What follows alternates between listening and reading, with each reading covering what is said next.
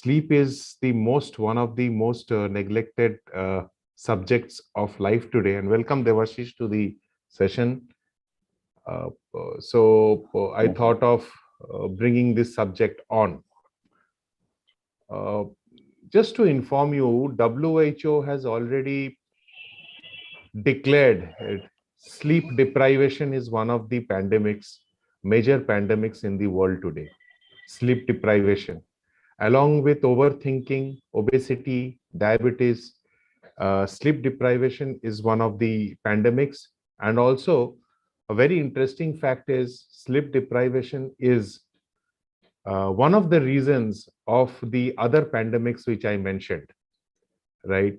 So it is very, very important for us to understand why sleep is so important and how sleep can add to our glories or our miseries.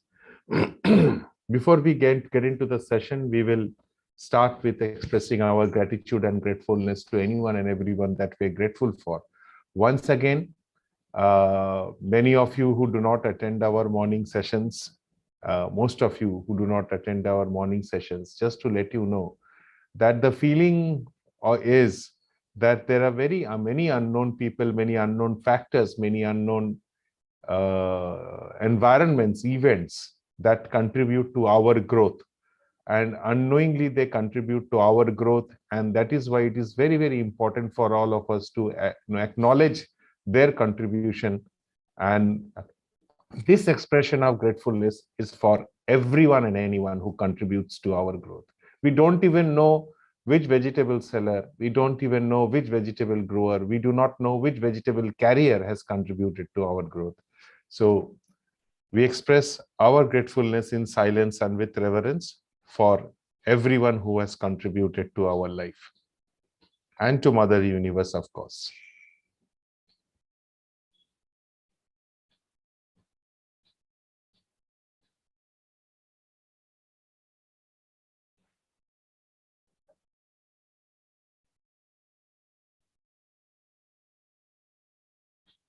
Thank you. Before we get into the main session, we will center ourselves, just relax our mind and body. Take 2 deep breaths, with the exhalation being a little longer.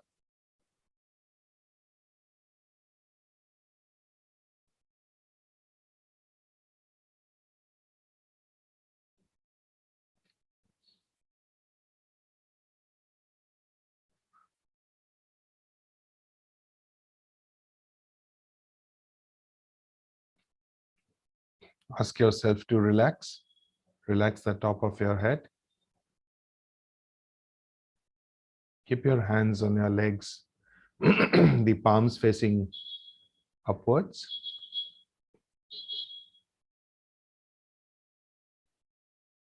Relax your scalp. Relax your face. See if there's any stress or tightness in your face or any sensation.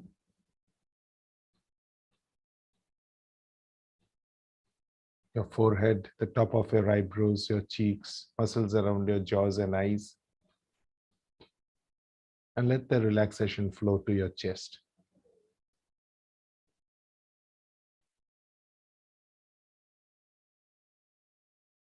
Relax your arms, wiggle your fingers a bit, drop your shoulders. Drop your waist also, lengthen your spine.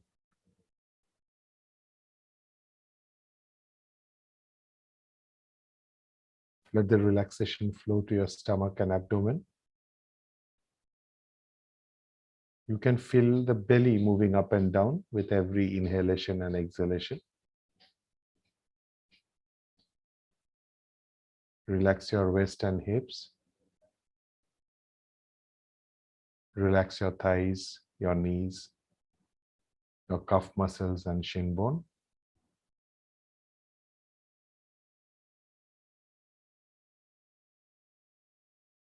Relax your toes and ankles.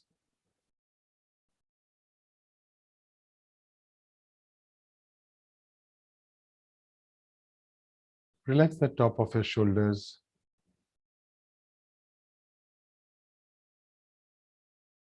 And let the relaxation flow to the top of your hips, relaxing the muscles around your spine.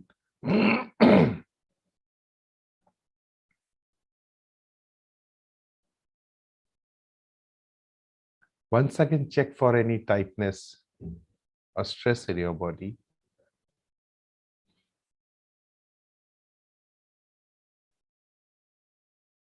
And relax it. Feel the calmness inside your mind and outside. Take another deep breath.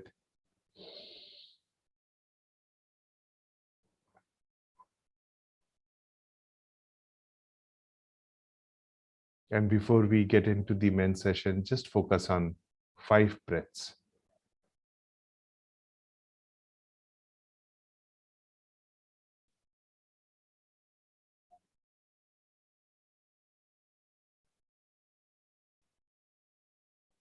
Wonderful.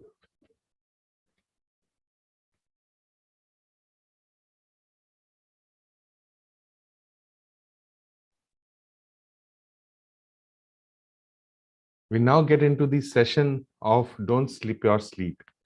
Before I get into, and so we start discussing, just wanted to ask you, how important is sleep for you and how long do you sleep?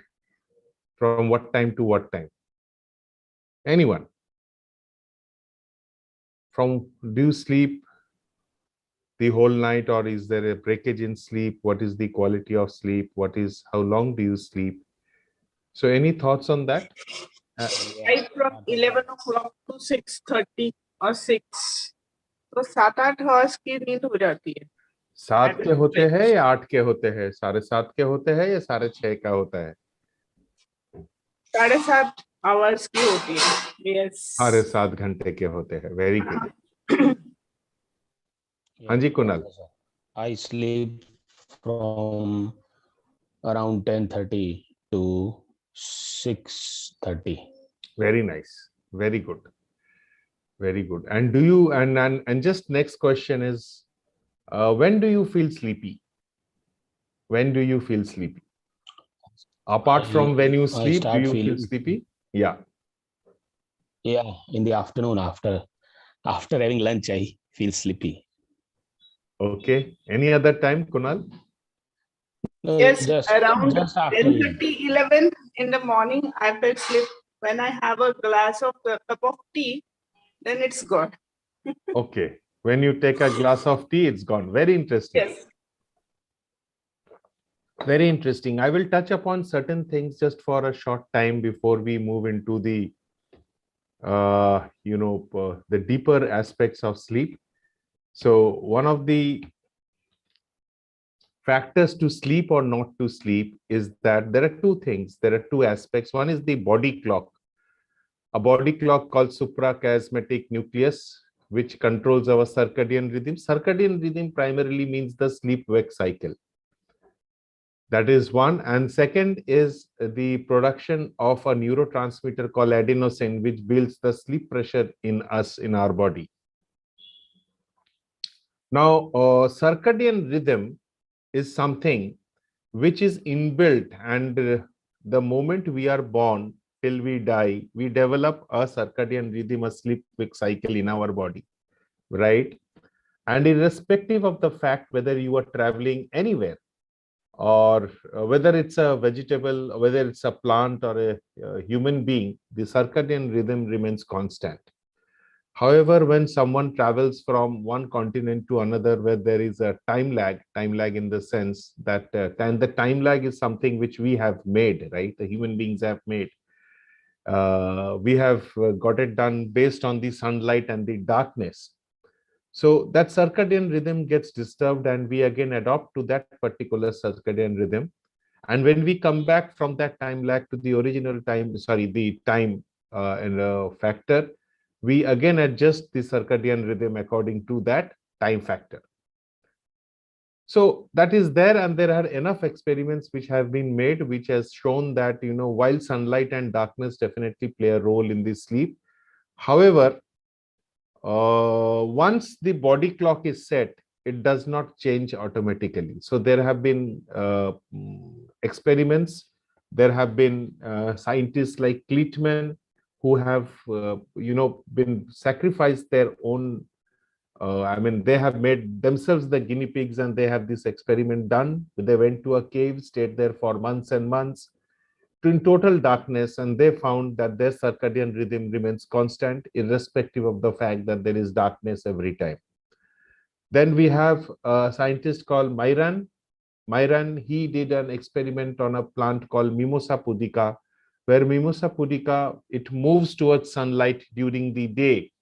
It flourishes, right? It opens up whenever there is a sunlight, and it collapses in the night. However, when this plant was kept in a box, it was found that the Mimosa pudica, this plant, it still flourishes and goes towards a particular direction. So the circadian rhythm remains constant, and the circadian rhythm, it is also a fluctuation of temperature during the day and night, where the body temperature increases during the day and falls during the night, again starts rising, in the early morning. Apart from these two factors, it is also important to know that there is a chemical called melatonin, which gets secreted in the brain.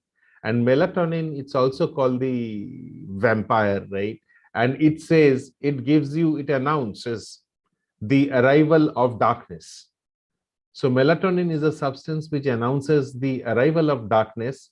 And when melatonin starts getting produced from the pineal gland, the body comes to know that it's time to sleep. However, the role of melatonin is not that to help in sleep. It only announces the arrival of darkness. So I can give an analogy of a 100-meter sprint which takes place, or a 200-meter sprint which takes place, where the starter, he fires a pistol and the runners start running, right? So melatonin is playing the role of that starter who has this gun with him, this pistol with him, and he fires it and everyone starts running. The runners are actually the neurons in the brain. So when melatonin arrives, announces the arrival of darkness, the other neurons, they start playing a role and sleep or wake happens. Okay. Why I mentioned here about caffeine or about tea, it's very, very important. The role that it plays is very, very important. So what caffeine does, or coffee or tea does, is that, even before, when we started, Sonali mentioned that she feels sleepy at 10:30, 11 in the morning. However, after she has that cup of tea, the effect of sleep goes away, right? So what happens is adenosine, this neurotransmitter, it is generated in the body and it builds up and it creates the sleep pressure. However, a caffeine, a cup of coffee or a cup of tea, when we intake a cup of coffee or a cup of tea, what generally happens is the effect of adenosine decreases. It is not that it is not accumulating, but the effect reduces. One of the effects that it has on sleep is that the effect of caffeine, or the caffeine present in any substance that we take, especially the effect of caffeine, is the half-life is 5 to 7 hours. What is half-life? Now, half-life is a terminology which is used in pharmacology. Half-life means even after a particular span of time, the effect of that substance remains in the body. And the half-life of caffeine in our body is 5 to 7 hours, which means that if you take a cup of coffee at 7:30, the effect of caffeine, even at morning, or night 1:30 a.m., the effect of caffeine is still there, and half of the caffeine is in your body.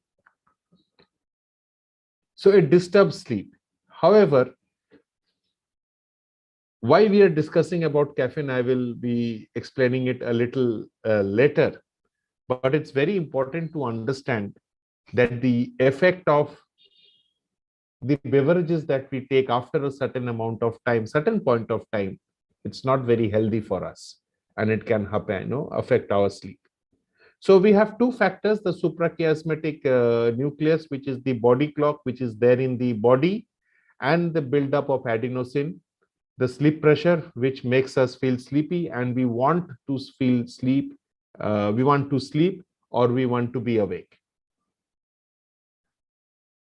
You can see here, I'm also presenting some diagrams over here, which will help you to understand, right? So this is the body temperature. If you see, in the noon, the body temperature starts rising, and at around 6 p.m., at around 6:30 p.m., the body temperature starts dropping.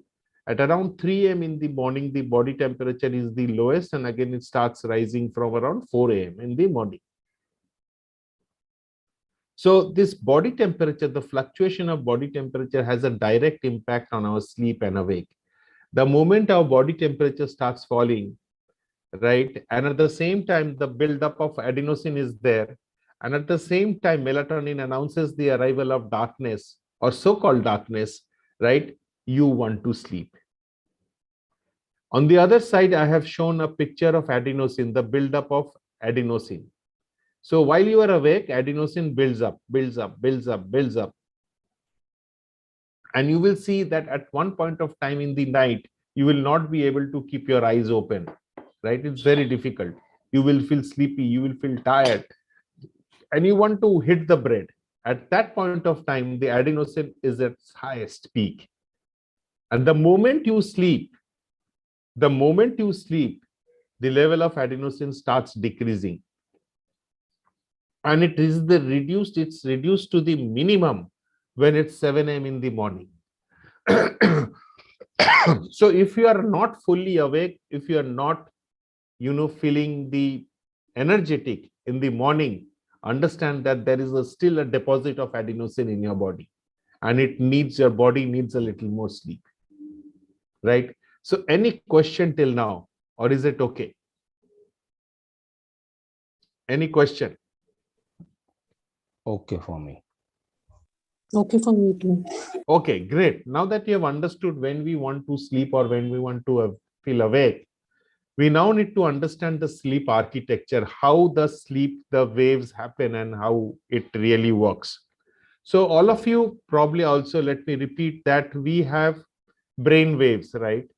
The brain waves are beta, alpha, theta, delta, and gamma. Gamma is again different wavelength, and it does not affect all of us. So the frequency of beta is around 12 to 38 hertz. Alpha is somewhere between 8 to 12. Theta is somewhere between 3 to 8. And delta is somewhere between 0.5 to 3. And here the waves get slower and slower. So beta is the wakeness, the waves which are present while we are awake. Alpha, so the moment we get into the sleepiness, there are 4 stages of sleep, 3 stages of non-REM sleep. Now, what is non-REM? REM means rapid eye movement. I'll explain to you what is rapid eye movement and how it happens. But the 3 stages of sleep, the first 3 stages are non-REM. There is no eye movement in this stage of sleep. And one stage of sleep, which is the last stage of sleep, that is the rapid eye movement. And just to share with you, rapid eye movement stage is the stage where you get a lot of dreams, right? We get a lot of dreams. We get dreams in other stages also. The most profound aspect of REM is that we see a lot of dreams during this, and a very vivid dreams. Some of us can also recollect the dreams in the morning. And a lot of creativity happens in this stage, a lot of creativity, a lot of songs, music, a lot of thoughts have been generated, innovative thoughts have been generated during this part, which we have used. Like Paul McCartney, whenever he used to sleep and during his dream, he used to dream of some lyrics, some music which he Actually, when he awoke, he wrote them and he formed them and he played them. And there are a lot of songs which have been created by Paul McCartney in his dream. So I can give an analogy of the three stages as reception, reflection, and integration. So during wakefulness, what happens is there is a lot of activity that we do. There is a lot of learning that which happens, right? So we receive from all our senses, from the five senses, we keep on receiving. At this stage, the beta waves are at play. The waves, the frequency of 12 to 38, and we are fully awake. Slowly, when we start feeling sleepy, so I will move into the next slide.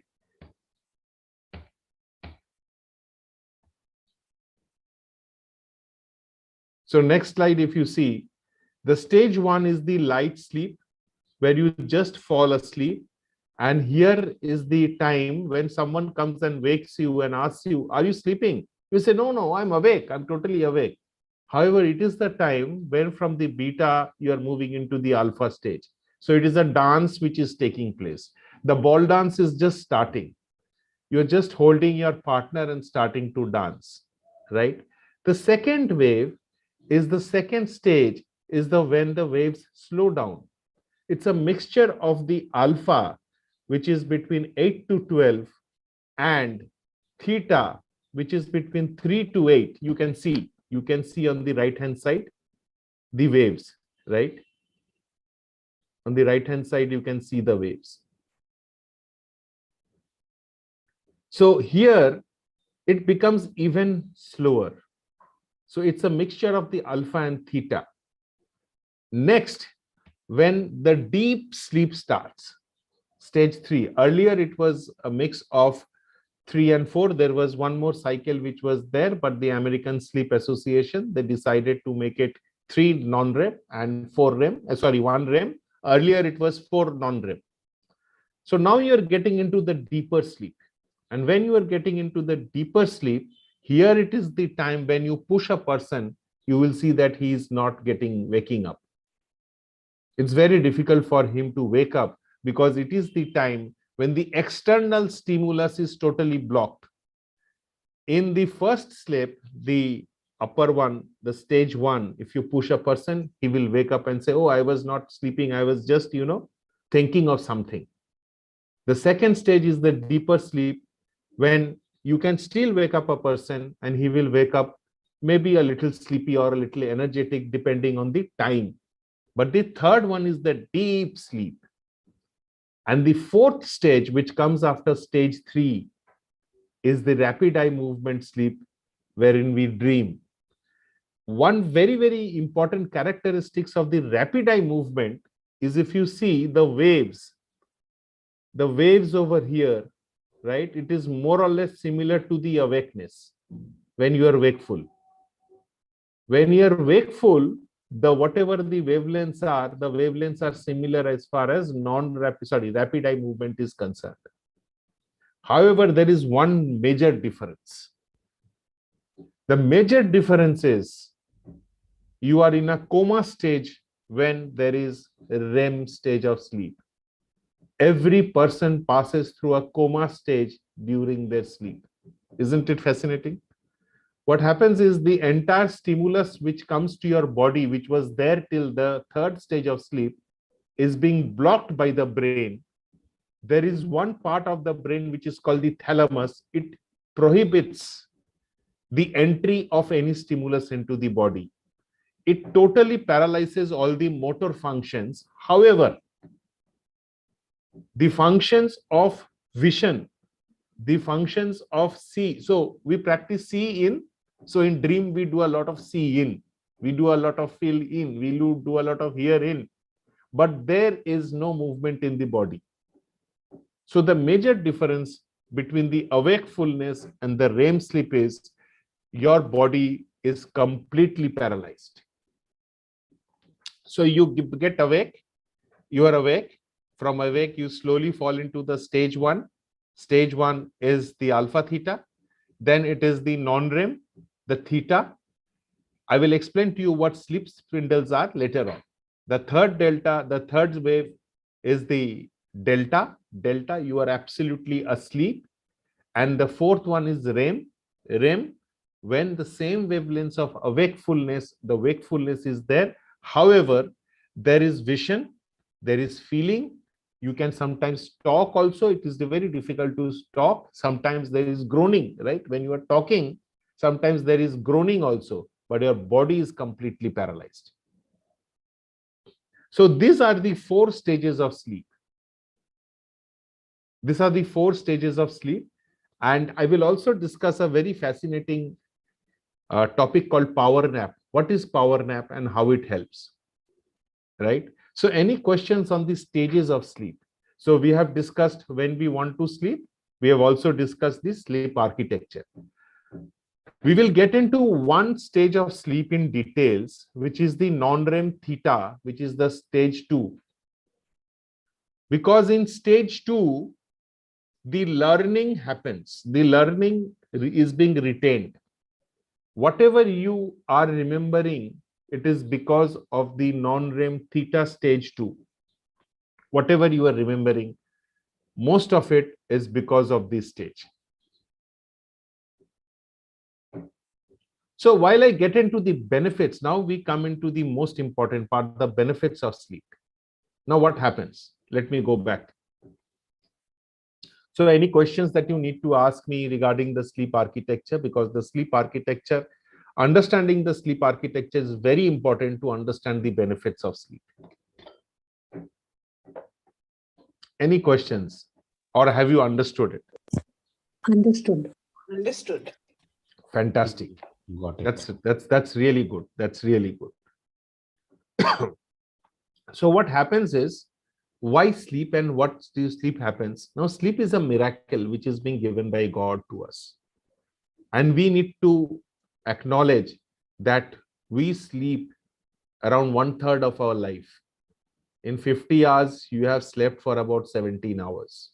So obviously, if we spend about 1/3 of our time in sleeping, in remaining in a paralytic stage or in a coma stage, there must be some benefits out of it. What are the benefits? One of the major benefits, of course, is the repairing of the body, which happens, right? Brain does a lot of good work in repairing. The most important thing which it does it, all that you remember is because of sleep. So when we are awake and then we move into the stage 1 and then we move into the stage 2, you will see that there is some burst of activity. If you can see my cursor, it's circling. There is some burst of activity which takes place in the stage 2. Can you see this dark stage? These are called sleep spindles. Sleep spindles. What are sleep spindles? Sleep spindles are nothing but couriers. They work as couriers. And what does a courier do?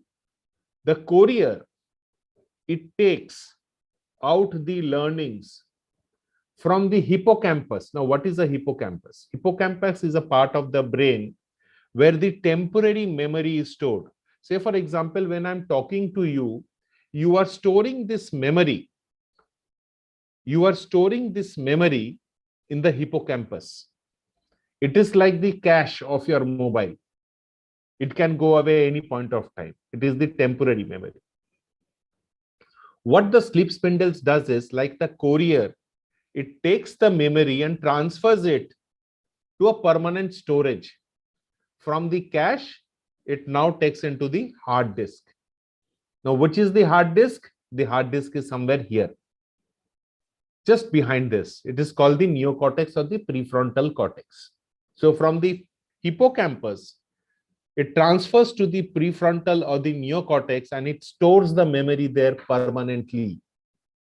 Any facts, any learnings that you have, it is actually transferred from the hippocampus, the cache of your brain, to the hard disk of your brain, which is the thinking brain, which is the prefrontal cortex or neocortex, and it stores there. And you can retrieve it from there at any point of time. A lot of time it is, you might not remember it. So it might be difficult for you to remember names, right? You don't remember. You see his face, the name you cannot remember. Just after some time, suddenly the name flashes in your mind. How does it flash? Where did it come from?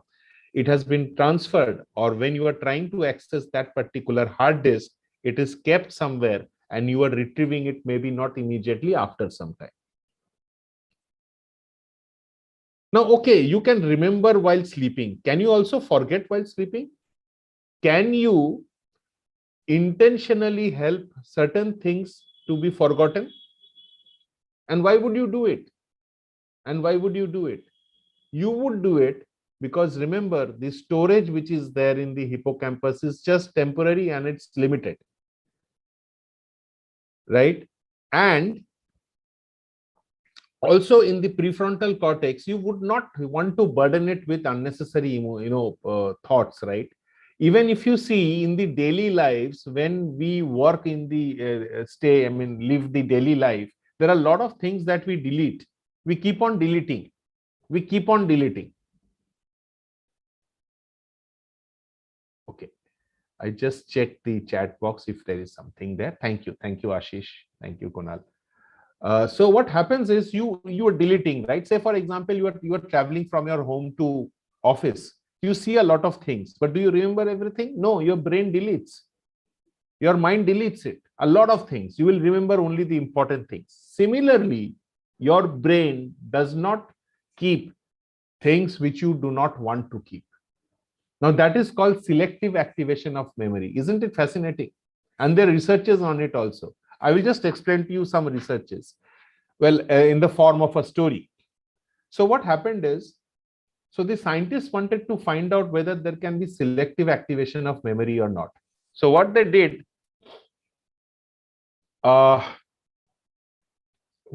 was they took out some names, right?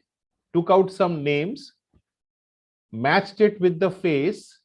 So in the computer, they flashed the face and the name, and in bracket they wrote F as in forget, and in some of the faces, along with when they spelled out the names, they in bracket put R, remember. And there were two control groups. One control group was a group which was put off to sleep after the learning, and another control group that was there which was not allowed to sleep, so they were awake. After 12 hours, when both the control groups were brought back, a very fascinating thing happened. The fascinating thing was the group which was put on to sleep, they remembered 50% more names, which was in bracket in R, and they did not remember the names with bracket of F, which means the instructions which were given to them before sleep, they now performed it absolutely fantastically while they were on sleep.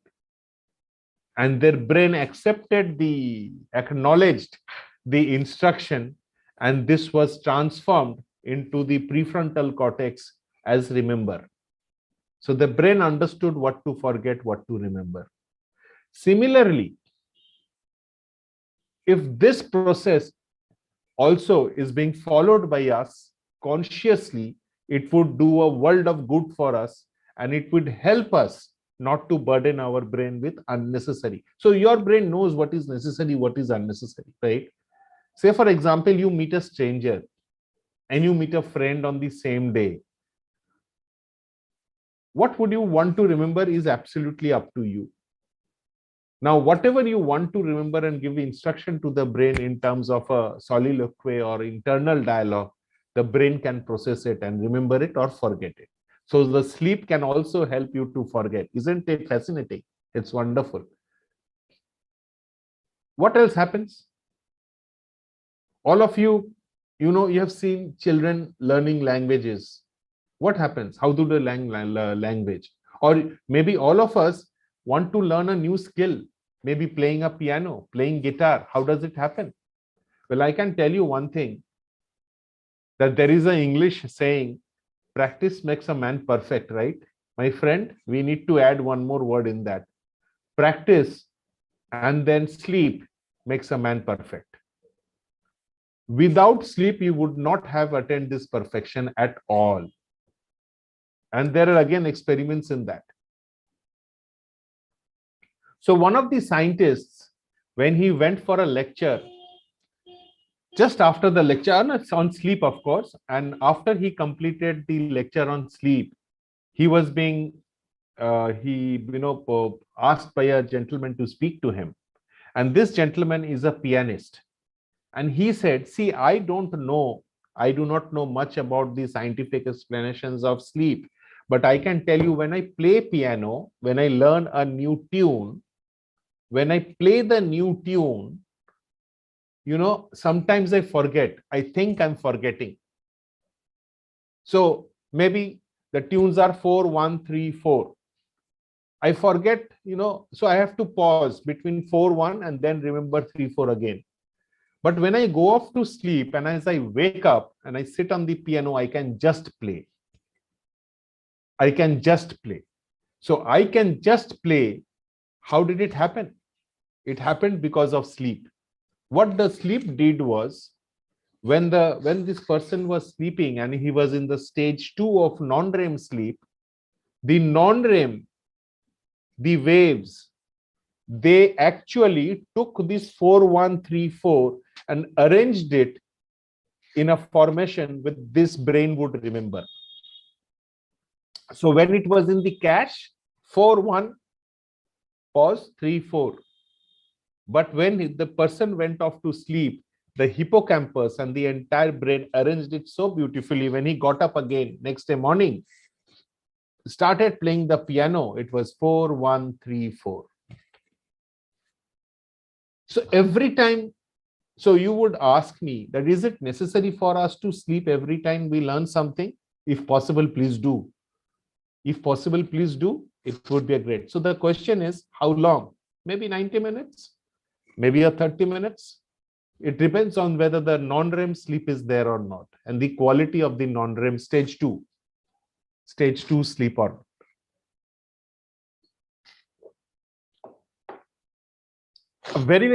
Another fascinating fact. The athletes who sleep 8 hours a day, and everything now that I will be talking to you about, mind my language also. I was talking of the importance of non-REM 2, stage 2. I will now get into a deeper subject of what is the quantum of sleep that we require. The quantum of sleep that we require is, understand this, every cycle of 3 REM, non-REM and 1 REM takes 90 minutes. 90 into 5 cycles is a complete sleep, 450. This 450 minutes, 5 into 90 is almost 8 hours. If you miss this 8 hours of sleep, you are sleep deprived. If you are sleeping for 7 hours or 6 hours, you are still sleep deprived, and it has been proven. It is like depositing of dust. If you are not using a table for a long time, after you come back for 7, 8 days, you will see dust on it. However, if you clean it every day, what happens? You clean it every day, the dust is not there. There is one difference, however, my friends. The dust which is accumulating after you come back for 7 days, there is one, in this analogy, there is one deprivation, there is one difference. If you do not sleep for 2 days or 3 days, you cannot recover that amount of sleep in your lifetime. You cannot recover that amount of sleep in the lifetime. And there is always, every sleep deprivation creates some little damage to you. I'll come to that. Now, it was seen that the athletes who sleep for 8 hours and also sleep before their performance do better than other athletes. Usain Bolt had taken naps in hours before breaking the world records. He used to take naps. Did someone tell him? I really don't know. But yes, coaches are there in the Western countries, especially, where players, athletes, they are now counseled on sleep. They're counseled on sleep. So your question might be that in the mornings, your morning hours, you will see at 5 o'clock, 6 o'clock, a lot of people play games, right? Football, cricket, they are playing, they are out in a walk. If it is sleep deprivation, if they're waking up after 6 hours, unknowingly, they're doing a lot of harm to themselves. How important is sleep? It is extremely important to the extent that in 2015, the International Olympic Committee published a consensus statement on the importance of sleep for athletes. Can you imagine? And there is more fascinating, information yet to come, my friends. There is more fascinating information which is yet to come.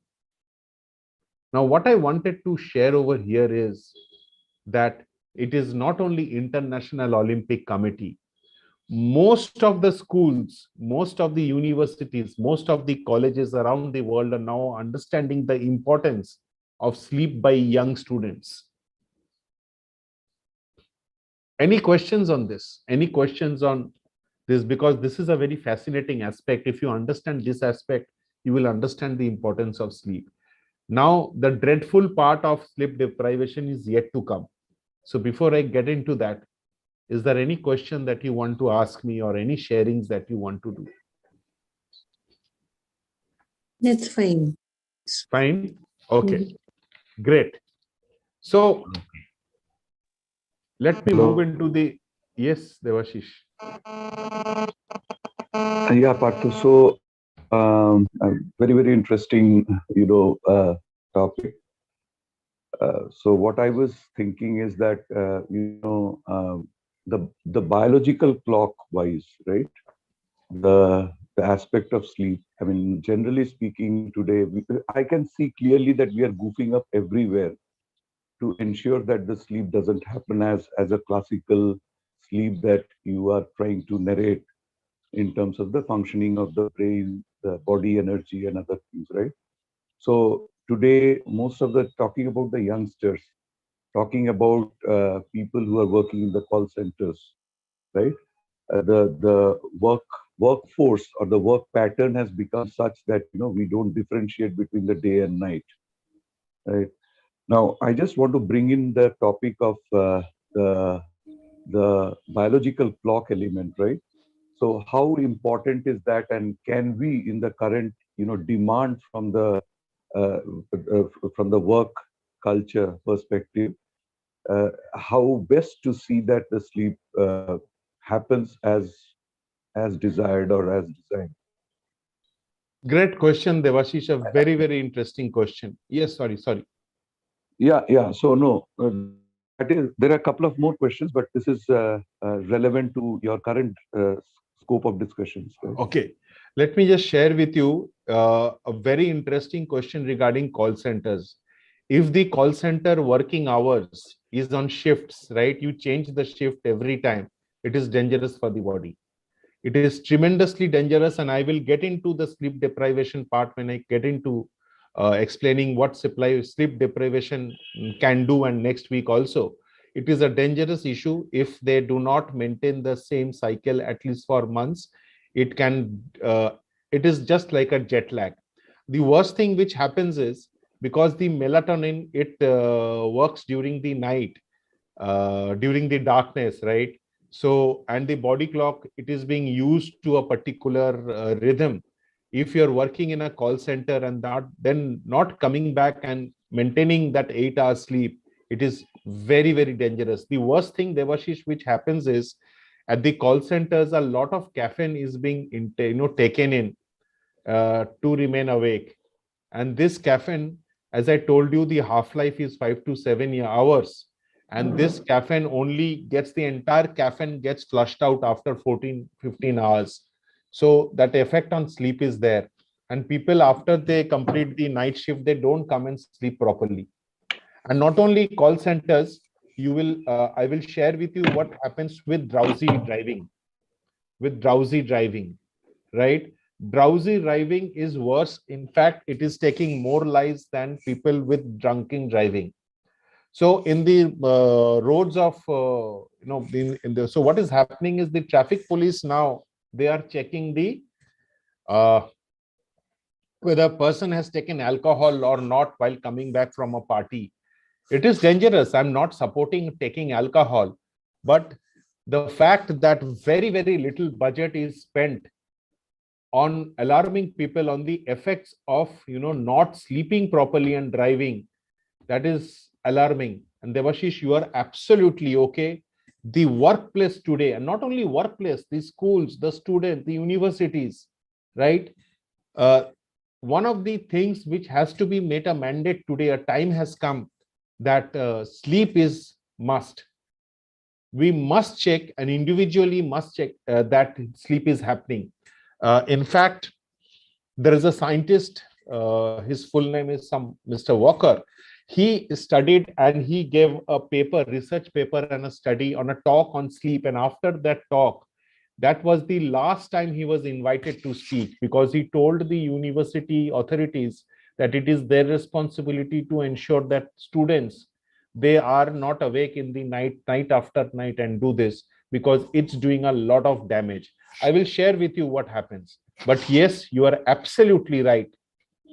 Alzheimer's disease, overthinking, obesity, diabetes, what not is happening because of sleep deprivation. 70% of the diabetes type 2 is because of sleep deprivation. I'll explain to you why. 90% of the accidents that takes place is because of drowsy driving, because of a concept called micro sleep. This micro sleep is being attributed by something of that we are not sleeping for 8 hours. A driver, if he's not sleeping for 8 hours and the sleep deprivation, there is a chance of micro sleep every 45 minutes to 1 hour. And micro sleep is something which is worse than drinking and driving. So in drinking and driving, what happens is, suppose you are drunk, right? Person is drunk and he's driving. He sees a boy running into the road, chasing a ball. He can still apply the brakes. The speed would come down from 60 to 30 or maybe 20 or even 0. But when there is drowsy driving, when you are drowsy and you are driving, and when there is micro sleep, you will not see any evidence of brakes. And just imagine that 1-ton vehicle coming at a 60 kilometers and just hitting that boy. What would happen? There are examples, lots of examples. You go through it. We can Google it, and next day when we go, we understand about the benefits of sleep, REM sleep, and drowsy driving also we can include. It's devastating. It's devastating. You are absolutely right. You will see the obesity increasing in students and in children. You will see that it is not only because of exercises, Devashish. A child, an infant, if he does not sleep for 12 hours, if he sleeps for 10 and a half hours, 1.5 hours every day less, by the time he reaches the age of 7, his obesity will be 50 or 30 to 50% higher than a child who sleeps properly. So that is the importance of sleep. We'll come to that. So, yeah. So it may be touched upon later, lest I forget it.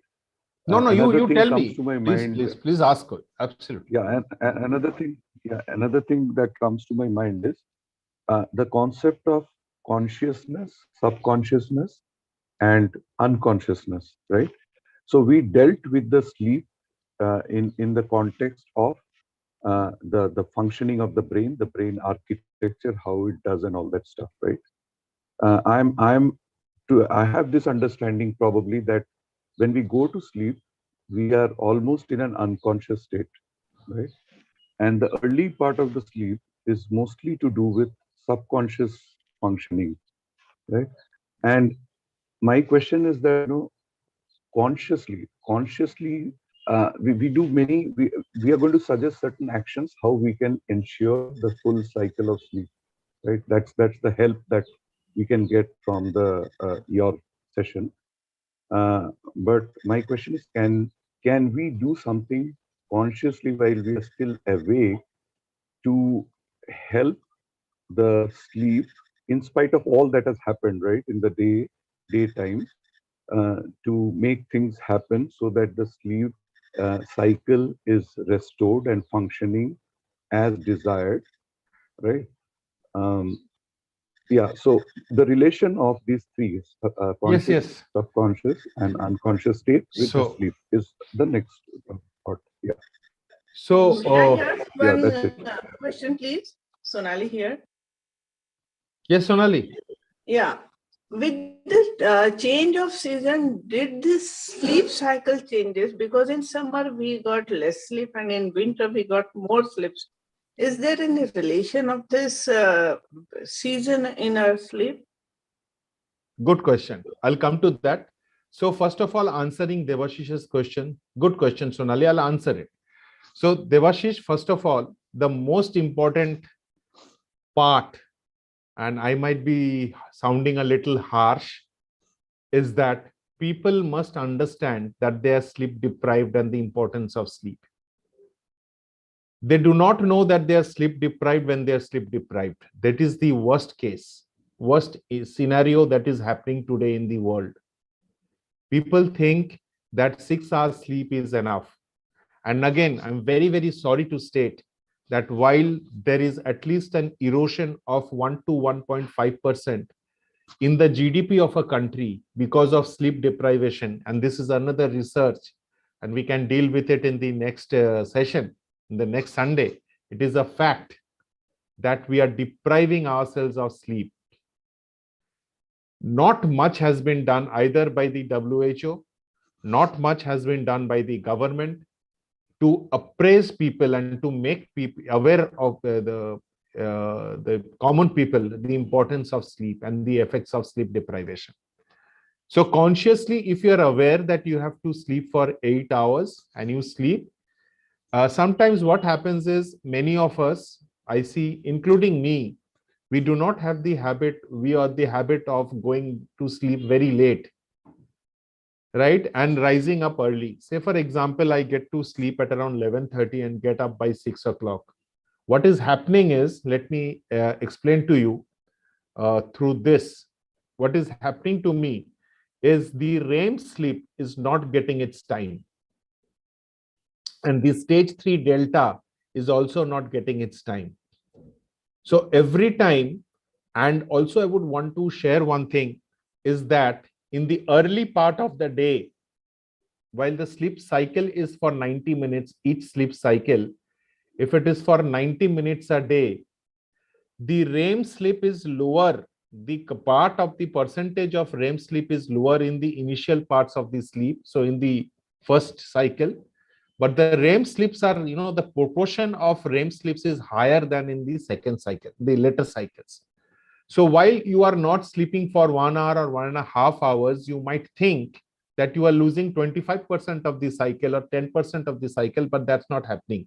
The effect is much larger because you are not getting the stage 3 and the REM sleep.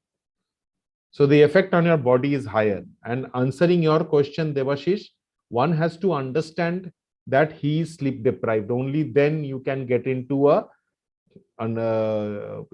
altering your sleep timings. As far as the circadian rhythm is concerned, it depends on the season. It is just that the melatonin, that secretion starts earlier during the day, because night darkness comes earlier in the winter times and melatonin secretion is earlier. However, the sleep cycle, it might differ by 15 minutes to half an hour, either when you go to sleep or when you are awake. But yes, melatonin secretion definitely starts earlier in the winter time than in the summertime. Okay. I hope I can take another 15-20 minutes because I can see that Kunal and Ashish have dropped, maybe because it's 9 a.m. But let me say, carry on with this for another 15 minutes because they can check on the YouTube. The effects of sleep deprivation is reduced retention of memory. Why reduced retention of memory? Because when you do not sleep, what happens is the cache memory is not cleared. The cache memory is not cleared because you need these 5 non-REM sleeps, stage 2 sleeps, to clear the memory or to courier the cache memory into the permanent memory. So if you get just 3 rounds of sleep, That much of memory has been transferred to the permanent memory. So what happens is there is still some memory left which is to be transferred. And when you learn something new, you are not being able to take it yourself. So you will say, oh, it's very heavy for today. Please leave me. Please leave me. Not today. We can do it tomorrow. That is the first. The second is aggressive behavior. Why aggressive behavior? Because of reduced sleep, what happens is our prefrontal cortex is very tired. The thinking brain is extremely tired. And when it's extremely tired, the emotional brain, that is still very strong. So the amygdala in the brain is very strong. And you will see that even a person with 6 hours sleep, with just a deprivation of 1.5, 2 hours, a person with 7 hours sleep, a deprivation of 1 hour, he can also, because it's getting deposited, the deprivation is getting accumulated, and this accumulation continues. So a person gets more aggressive, anxiety level increases, overthinking increases just by not sleeping for the proper time. Drowsy driving and legal limit, I'll come to that. So I've already explained to you the danger of drowsy driving, right? Drowsy driving does not result in accidents. It results in crashes. Understand this. A drunken driving person who is drunk while he is driving, there can be an accident. But a person who is getting into a micro sleep, there will be a crash. And if you are awake for 6 hours, which means a deprivation of 2 hours, it is almost equivalent to the legal limit of alcohol in the body. If you are awake for 4 hours in a day and go to driving, the legal limit, the danger of what the illegal limit has, this crosses that illegal limit danger. The next one is sleep recovery is impossible. Don't think that I have not slept today, I'll sleep tomorrow. It does not help. Whatever the effect is, that is already there. I will tell you what the effect is. One of the effects which I have not written is diabetes.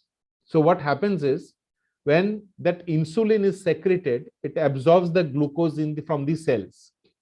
But when there is sleep deprivation for 4 days or for 5 days, just for 4 to 5 days, what happens is the muscles in the cells, they do not allow the insulin to absorb the glucose.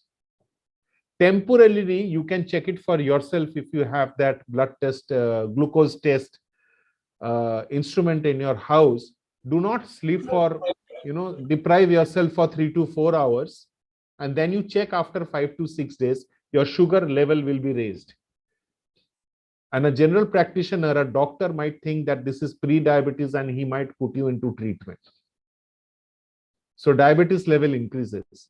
While you are traveling, jet lag, if it is continuously you are traveling. So the salespeople who are traveling, they get into this chance of getting higher type 2 diabetes because the insulin, the body muscles, the cells do not allow the glucose to be absorbed. The next one is obesity. Is there a direct correlation between obesity and not sleeping? Of course, 100%. If you do not sleep for continuously for the 8 hours, what happens is there are 3 things which are happening. It's 1 and 3 effect. There is a receptor called ghrelin, which is secreted more, leptin, which is secreted less, and there is something called endocannabinoids. Cannabis, have you heard of cannabis? Cannabis is the scientific name of marijuana. So if someone takes marijuana, what happens? There is high appetite. The similar thing happens for endocannabinoids. If the endocannabinoids they increases, if the leptin decreases and ghrelin increases, you will eat more. Ghrelin is something which increases the appetite. Leptin is something which reduces the appetite. It increases the satiety level. And Researchers have proven that a person who is not sleeping properly, he will eat more. And let me tell you, in 1 year, there will be 40,000 calories more intake by the person who has deprived himself from sleep. 40,000 more calories. Okay, so, we are at 6 minutes past 9. So I will just be rushing through, but just explaining to you. But there is something very interesting which I wanted to tell you, is that now understand how important sleep is for all of us. The Guinness Book of Records do not allow recognizing attempts to break the sleep deprivation world record. It does not allow the sleep deprivation world record, to be broken. Whatever has happened has happened. However, it has allowed a person called Felix Baumgartner to ascend to 128,000 feet above the planet in a hot balloon and then having a free fall back at a speed of 843 miles per hour. Can you imagine? They're not allowing sleep deprivation to be, the record to be broken. They're not allowing people. So they're not recognizing people. If someone says that I'm awake for 30 days or 40 days, they're not allowing that. But they've allowed a person to go into 128,000 feet and jump from there. So this is the importance of sleep. This is an effects of sleep deprivation. You see, the lesser hours you sleep, so if you sleep for less than 4 hours, the chances of car crash increases by 12 times. Sorry, 11.5 times. If you deprive yourself for 2 hours and you drive a car at any day, on any day, this is not accumulated on any day, the car crash chances increases by 1.3 times. 5 to 6 hours of sleep, 1.9 times, almost double. 4 to 5 hours, 4.3. This is a study. Yes, Kakoli madam, you want to ask something? If you sleep more than 10, more than 8, then It's good for you. It's good for you, but then it can be a medical case also. If you continuously sleeping for 8 hours, it can be a case of depression. It can be a case. Otherwise, there are a lot of people who sleep for more than 10 hours, but the ideal time to sleep is 8 to 8.5 to 9 hours. So there can be cases where more than 10 hours, if someone sleeps, it's okay. Someone adenosine does not deplete, or you are feeling very tired. A day's because recovery. I like at night I sleep at 11, get up at 5:36. In the afternoon at around 3:30, I take a nap. I will come to that. That is excellent. It is called monophasic and biphasic sleep. So I'll come to that. Just after this, I'll spend 2 minutes. So the injury, just see. But there is another aspect. Yes. There's another aspect we need to understand is it is said that as you age, the sleep duration comes down. And I'm literally facing that, right? A person who used to sleep for 8-9 hours steady is now sleeping for 6 to 7 hours, and he feels fresh. Yes. Right? So there is that aspect also. Yeah. Okay. So this is the effect of sleep and injury. If you do not sleep, the higher number of injuries takes place. Percentage of injuries that increases. So you will see a lot of players, athletes, they are very injury prone. If you go into the depth of it, you will find that there is probably sleep deprivation. The risk of injury increased by 110% if someone slept for 8 hours of sleep. The number of fatigue-related injuries was higher when athletes' normal sleep duration was less than 6 hours per night. When a minimum of 8 hours of sleep was obtained, injury risk was reduced by 6%. So you understand how important sleep is. We will come to that, Devashish. What you were talking about, madam, just now is a monophasic and biphasic sleep.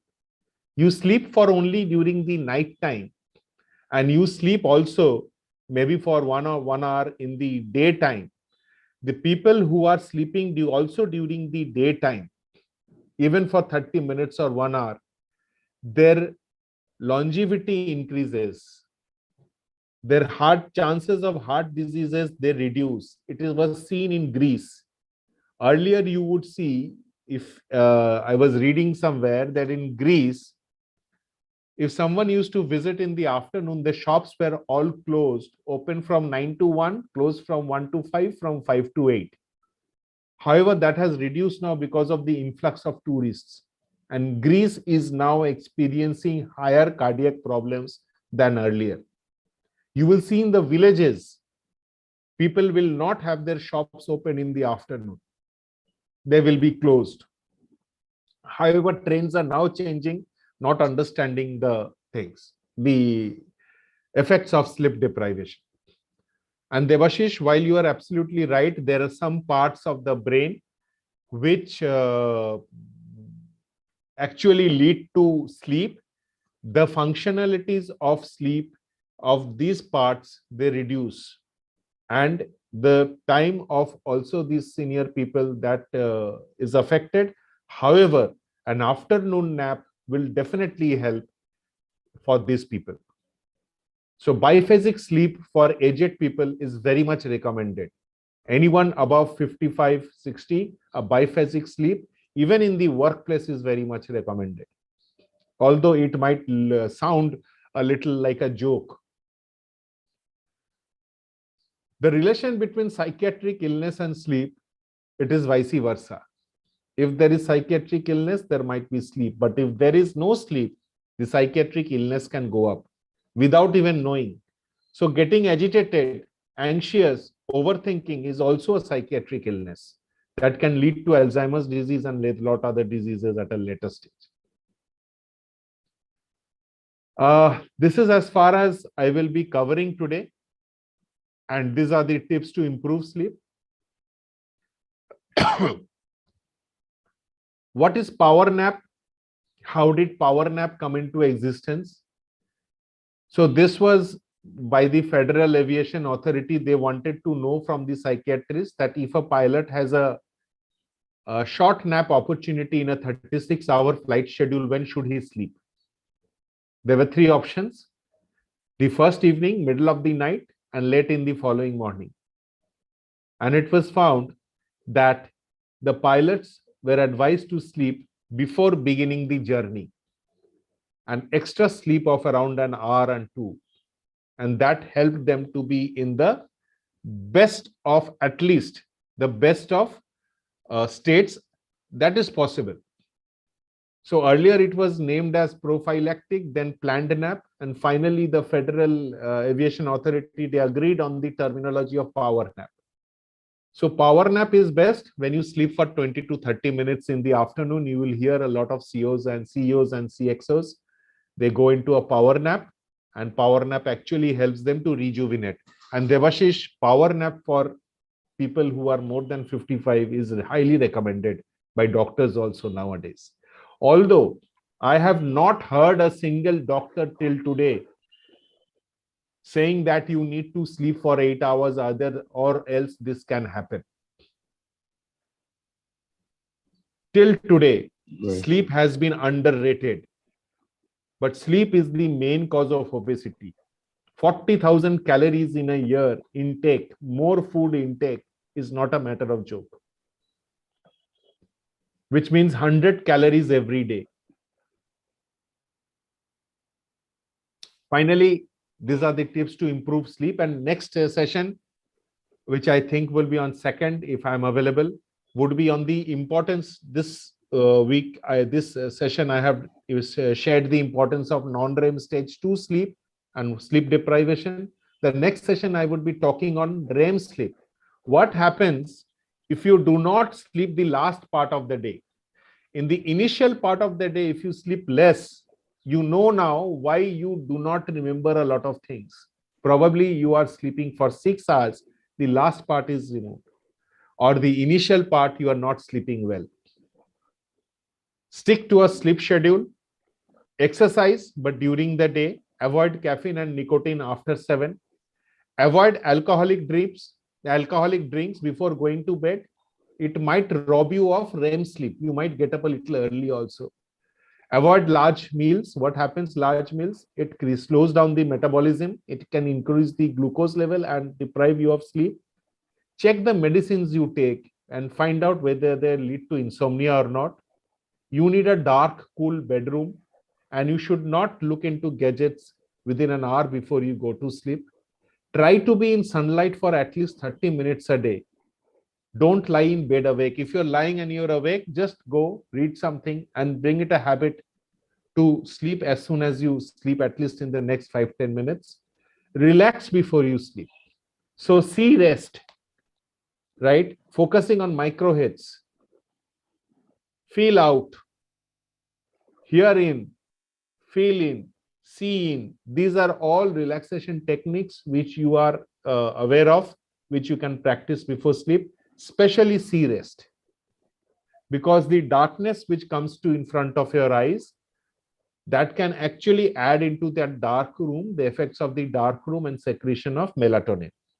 And taking a hot bath before your bed so that your temperature further falls down and you can actually go and sleep properly.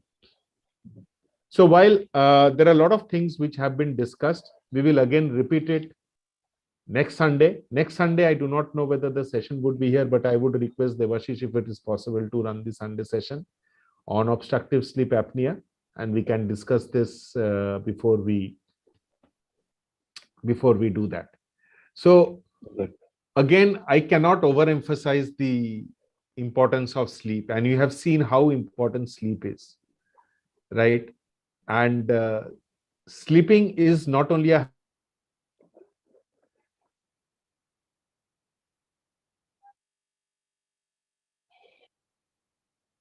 habit, you have to make it a skill, and you have to make a schedule. Watch this session with me, or we'll watch it in the YouTube. We'll gain out of it. And again, I really do not understand why the government, why the doctors, why the health officials, they are reluctant in overstressing the importance of sleep. We are totally deprived of the knowledge about sleep, totally. And there is so much 17,000 scientific reports and studies which have been done only on sleep. And how many have we read? We have not read. So when we see an obese person, when we see a tired person, when we see a type 2 diabetic, when we see a person, including me, who have suffered from cardiovascular diseases, to ask them, are you sleeping? Are you sleeping enough? There is a test which I've shared in the group. Please go through it once. It is called SATED on sleep, which is already in the group. Again share. Please go through it and share the importance of adequate sleep to anyone and everyone that you meet. I think that is the least that we can do as common people.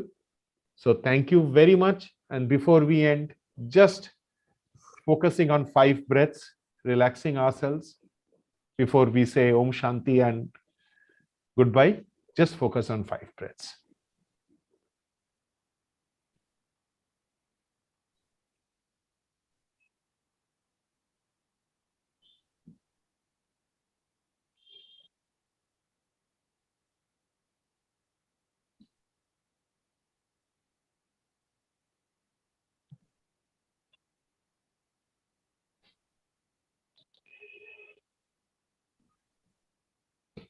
Thank you for being with us. Om Shanti, and let today be the happiest day. Thank you so much. Thank you. Thank It was a wonderful session. Thank you, Wonderful Sonali. inputs and knowledge Thank that you we so got much. today. Bye. Thank you. Thank you. Bye. Have a nice day. Bye.